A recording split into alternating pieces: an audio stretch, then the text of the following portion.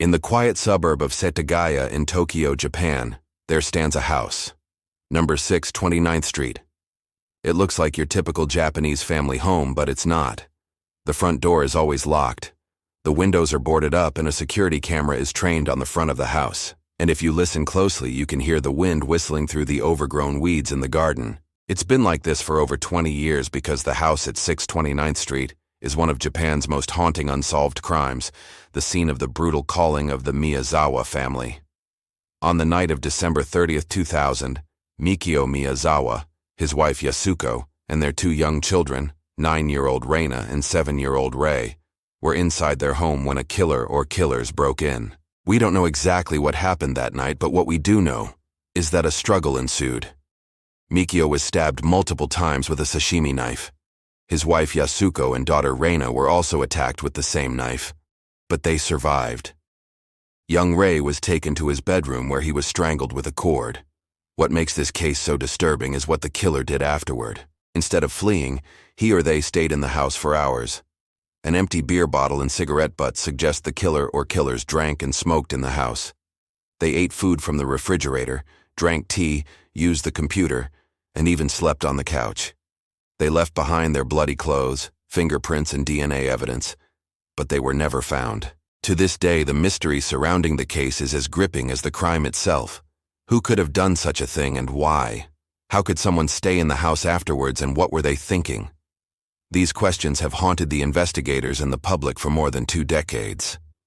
In the days following the murders, the police had several theories. Perhaps the killer was a stranger who chose the house at random, or there was some connection between the killer and the family. But as time went on, and the killer remained at large, the theories grew more outlandish. Was it an occult ritual gone wrong? Was there a second perpetrator? Was the murder the result of a botched robbery? Did the killer target the family specifically? Over 2,000 people were investigated by the police and thousands more were questioned. But none of them were ever charged, and the case grew cold. Now it's considered Japan's version of the Zodiac Killer. But what about the house?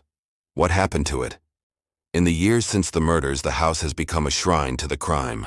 Locals leave flowers and other offerings outside in hopes of paying their respects to the family. Of course, this was the family's home, and it's understandable that some people would want to pay their respects. But it's also important to remember that this was a crime scene. The house was sealed off and turned into a museum. In 2012, the house was opened to the public for the first time. Over 100,000 people came to see it. Some said they were disappointed that the house looked so normal, but others said it made them feel like the family was still alive. In 2017, a documentary crew returned to the house to see how it had changed over the years. They discovered that the furniture was still there, just as the killer had left it. There was a half-eaten bowl of rice on the kitchen table and a toothbrush in the bathroom sink. It was surreal and heartbreaking to see the house in such good condition. It was a stark reminder of the crime that had been committed there. And it wasn't until recently that we learned the reason why the house remains abandoned. According to reports, the house is preserved as it was on the night of the murders, not because the family deserves it, but because the police believe it will help them catch the killer. They hope that one day they'll be able to find enough evidence in the house to solve the case, so if you're ever in the area, make sure to visit. Maybe you'll be able to help solve one of Japan's most haunting crimes. Now, what are your thoughts on this case? Do you think the killer will ever be caught? Let me know in the comments below, and if you enjoyed this video, please subscribe.